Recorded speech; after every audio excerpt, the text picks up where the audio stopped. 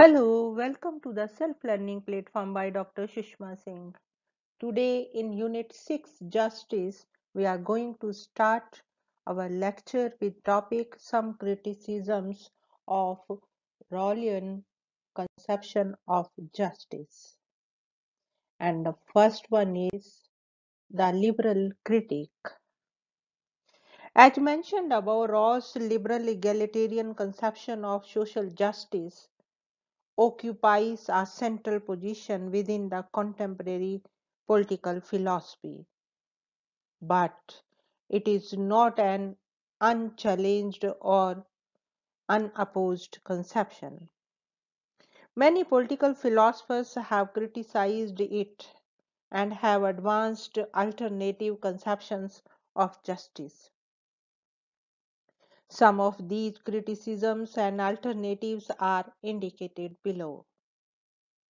Rawls' liberal egalitarian conception of justice has been subjected to a rigorous libertarian critique by his late colleagues Robert Nozick.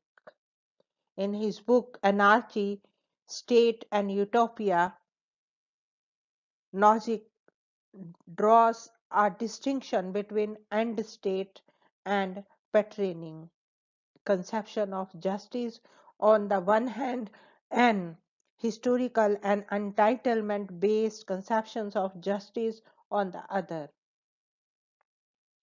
The former types of justice call for social deconstruction or patterning by the state in the name of some end stage goal. Rawls' conception of justice is, according to Nozick, such an end state and patterning conception which by undermining the liberty rights of the individuals is unfair or unjust to them.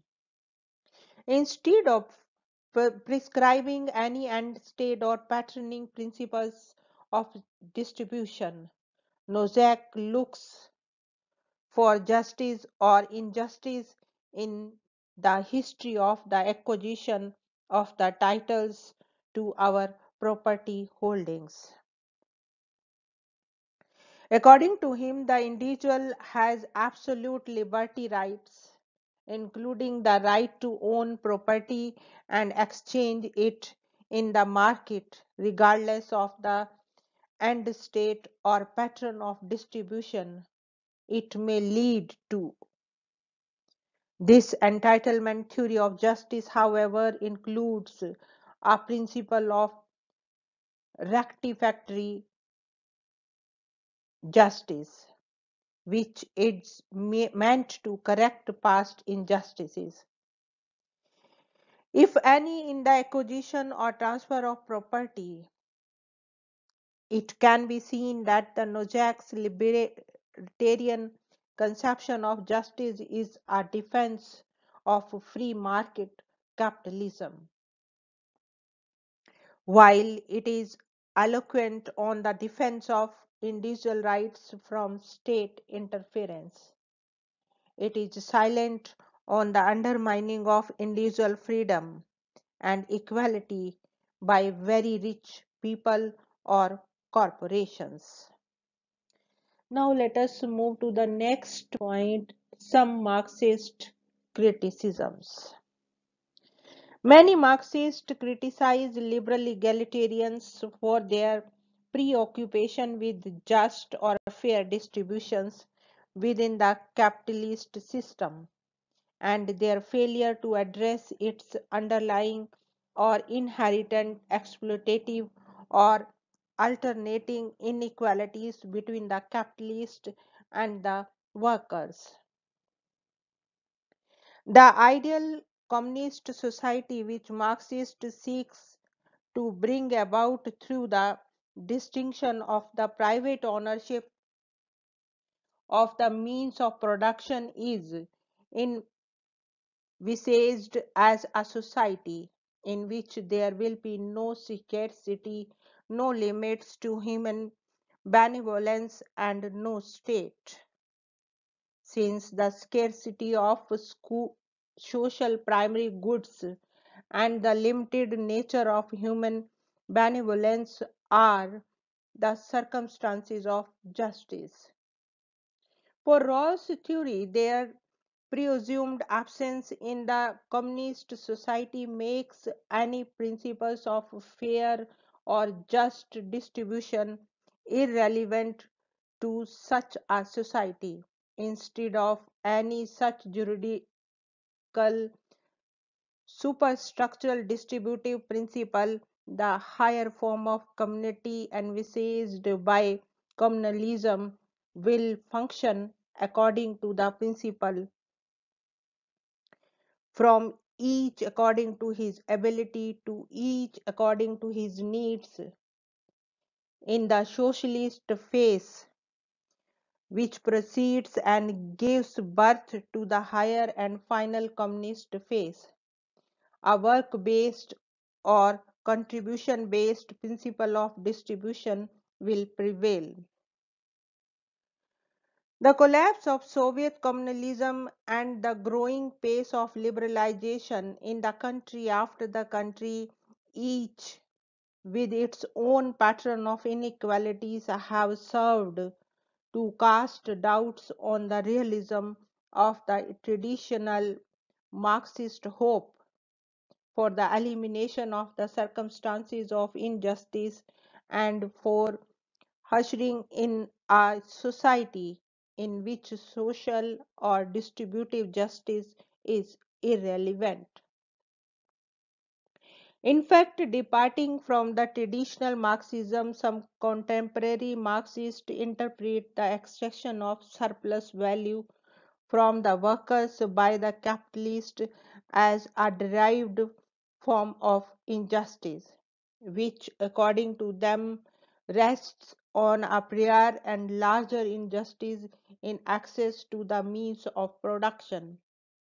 In this way, the agenda of the liberal egalitarian social injustice that has been launched by Rawls seems to be having some impact on Marxism. Now let us move to the next point, the communitarian critic. The communitarian theorists criticize Rawls' liberal egalitarian conception of justice for its emphasis on individual rights at the expense of the goods of the community. In his book Liberalism and the Limit of Justice, Marshall Sandel, also of Harvard University, criticizes what he calls Rawls' notion of disembodied or unencumbered self or subject, in opposition to which he advances the notion of the situated self, that is, the self or subject who is invariably a member of a community. While for Rawls the right is prior to the goods and justice is the first virtue of a society, for Sandel justice is only a remedial virtue that is needed in an individualistic society. For Sandel, moreover, the common goods of the community is prior to the rights of the individuals. Charles Taylor, who too is a leading communitarian political philosopher, bemoans liberalism's atomistic conception of the self. According to him, the well-being of the individual depends on the good of his community, and therefore the recognition and protection of group or culture rights of the community is not less important than the just distribution of the freedom and equality rights to the individuals. Now let us sum up the unit. In this unit, we have read about the idea and conception of justice. It is one of the important conceptions in political science as well as other social sciences.